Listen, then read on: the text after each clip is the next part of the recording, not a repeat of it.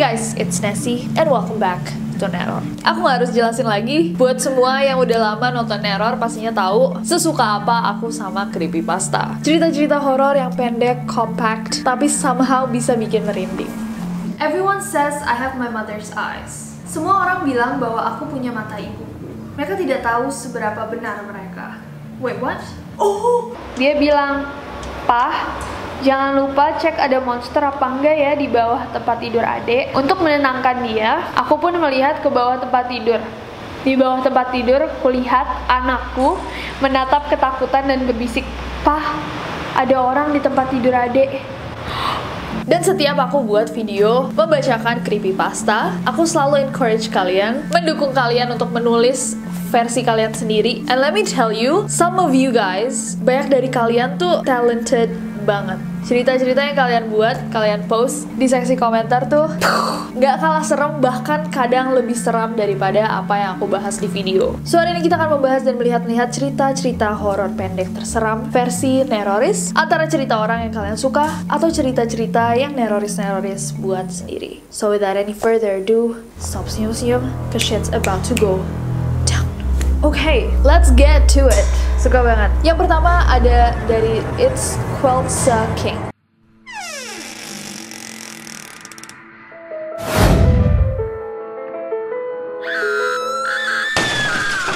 Rock, paper, scissors. Malam itu semua orang di rumah kecuali aku sudah tertidur. Aku pun iseng bermain batu gunting kertas di cermin dan aku pun memenangkannya. Rock, paper, scissors, shoot. Dan dia menang. Berarti ada yang... Ini oke lah, lumayan creepy. It's a good start. Lumayan buat permulaan. Next.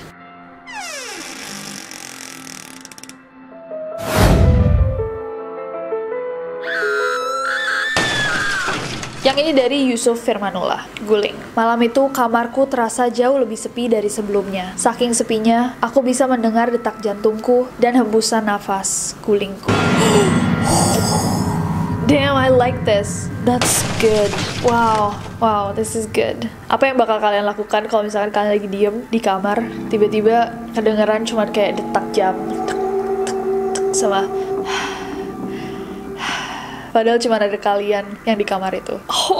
Next.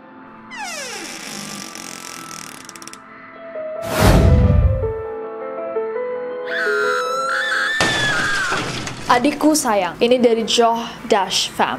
Kami baru sempat membersihkan rumah setelah seminggu semenjak adikku hilang. Ketika ayah hendak membuang sebuah box dari loteng, aku meneriakinya, "Jangan buang box itu!" Ayah memang tidak pernah sadar kalau aku sangat sayang adikku. What did he do? Adanya diapain? Next.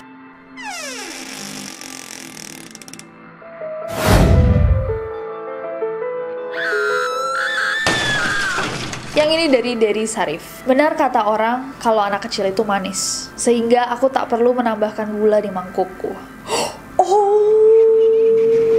Dua kalimat, cukup 2 kalimat. This is beautiful. Wow, that's good. That's good. Next.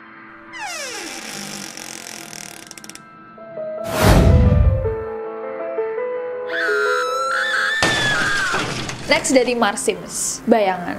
Aku menengok ke arah bayanganku di jendela, tapi baru ingat papa belum memasang kaca jendelanya. Terus bayangannya siapa? Damn, I got chills. That's good. Wow, I like that. Next.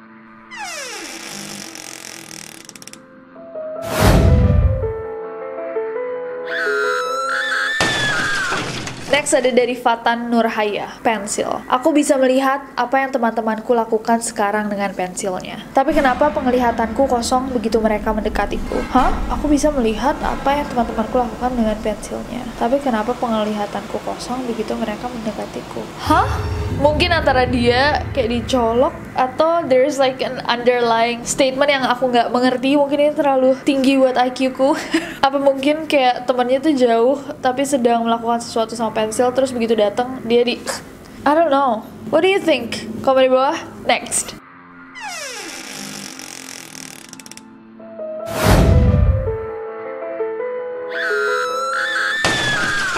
Next ada Alia Faiza, cahaya. Aku benci cahaya, sebab setiap aku terdiam, aku melihat bayanganku bergerak. Wow. That's good. Satu kalimat, wow. Yes. Next.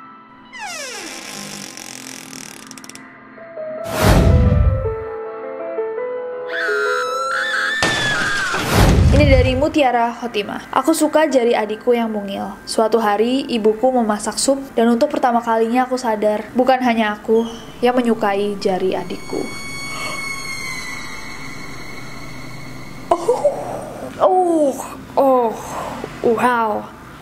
Wow. So the mom cooked the fingers. Jadi ibunya masak jari adiknya.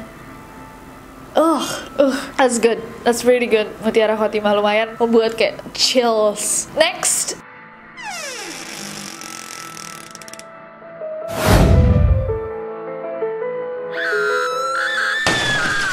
Next ada dari Anas Saleha. Akhirnya setelah sekian lama, dia datang ke masjid di syaf paling depan dengan kerandanya. Wow. Buat semua yang jarang ke masjid, ini pasti akhirnya dia datang juga ke masjid syaf paling depan dengan kerandanya. Wow, no. Next.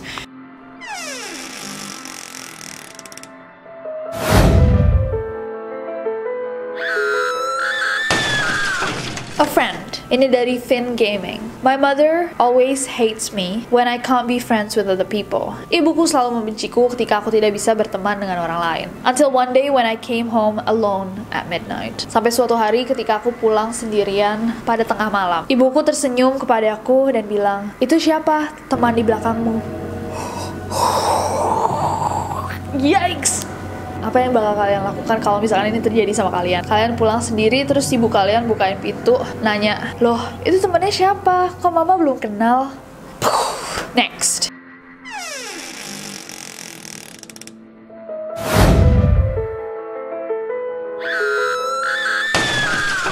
Ini dari Quiztronaut. Meetup. Kemarin aku ada janji bertemu teman onlineku di suatu tempat. Saat ku menemukan dia, oh ya, aku sadar, aku tidak bisa dilihat. The plot twist though. Wow. Terus dia ketemu online-nya gimana ceritanya? Next.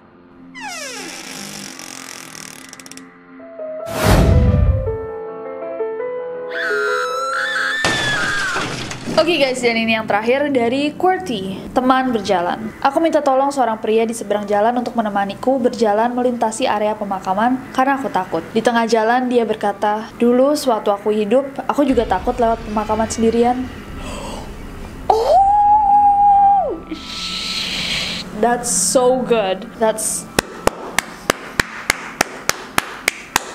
Honestly, semua cerita ini bagus-bagus banget. I was shocked nerornya setalented itu. Sampai kadang-kadang bikin aku kayak, damn, yours might be better than mine. Tapi aku mau tahu dari kalian guys. Cerita neroris mana favorit kalian? Komen di bawah. Dan please komen lagi kalau kalian punya cerita sendiri atau cerita-cerita favorit kalian yang seru dan bahkan mungkin lebih menakutkan daripada cerita-cerita yang kita bahas malam ini. Komen di bawah. And I don't know, mungkin bisa masuk ke salah satu video neror yang kita bahas bareng-bareng. Dan overall, hanya karena aku suka banget bacain cerita horor pendek yang serem-serem. So please do komen di bawah, dan komen di bawah as always guys ide-ide buat neror-neror selanjutnya atau video general selanjutnya. Dan kalau misalkan kalian belum nonton, minggu lalu kita bikin 3-part series, ada 3 partnya. Semua ngomongin tentang kasus-kasus orang hilang paling serem, paling misterius. So, ada kasusnya Michael Rockefeller, anak mantan wakil presiden Indonesia yang hilang di Indonesia. Ada kasusnya The Sodder Children, anak-anak keluarga Sodder yang tiba-tiba hilang di tengah-tengah kebakaran rumah mereka. Dan kasus misterius hilangnya Madeleine McCann, seorang anak 3 tahun yang hilang seperti ditelan bumi ketika keluarganya sedang liburan di Portugal. So, tiga-tiganya sangat-sangat mind-blowing. So, go ahead and watch that kalau misalkan kalian belum nonton. But other than that, I hope that you guys enjoyed this video. Kalau misalkan kalian suka videonya, klik like-nya. Follow aku di Instagram dan Twitter, gampang banget, Nessie Jajaja. Dan subscribe ke channel ini, juga nyalain notification ya, biar kalian tahu kalau misalkan aku upload video baru, jadi kalian dapat notifikasi gitu loh. Daripada nungguin notifikasi doi, mendingan kalian nungguin notifikasi neror setiap Jumat.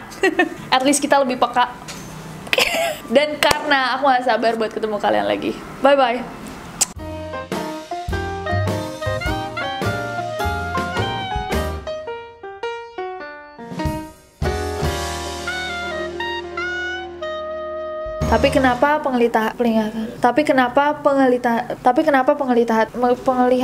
Tapi kenapa penglihatan? Oi, we're filming.